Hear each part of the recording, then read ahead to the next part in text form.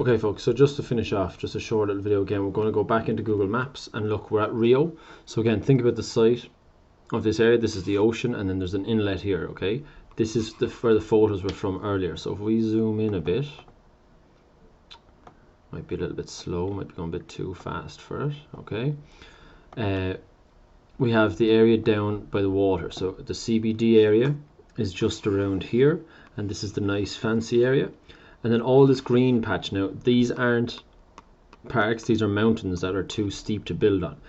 But you'll see where there's areas spreading up into the mountains, and that's our favelas. So let's have a closer little look. Let's try and go 3D on this. Okay. You should really have a little play around with this. Alright, so if we zoom in one more maybe. Now it's not going to be anything like New York's, but what you should be able to see over here to the right hand side is the downtown, well, it says Centro on it, which is pretty self-explanatory. So let's zoom in one more. Okay, you can start to see again, nothing like New York, but it's got its skyscrapers. This would be the CBD down here, again down by the waterfront, very little green space available, and so on. If we come back a bit then, and if we move across here, okay, hopefully you can see that these are the mountainous areas, okay, and you can see the density of the housing here. So this is where the favelas are then spreading up into the mountains, okay? This is all mountainside. All of this would start getting very, very steep in here. Okay, we're moving away from the CBD again, and you can see these sprawling hillside settlements. This one here, Donna Marta, okay? And we have it coming up this side here as well. So the favelas spread up the steep sides of the mountains, all right? And that is just the kind of layout of Rio. Again, it's like we said, the importance is to know how cities can have such contrasting places. So our CBD just here, and a couple of miles away these favelas and slums. The last little bit I want to look at is one last worksheet, okay? It's about Regina again. So it's about our self-help schemes, the description of the scheme in Regina, and then there's two things they usually look at, okay? The self-help schemes try to improve the housing and the quality of services. Now, services, education, sanitation, access to water, healthcare, those kind of things. Okay, good road systems, rubbish collection, waste collection, things like that. Okay.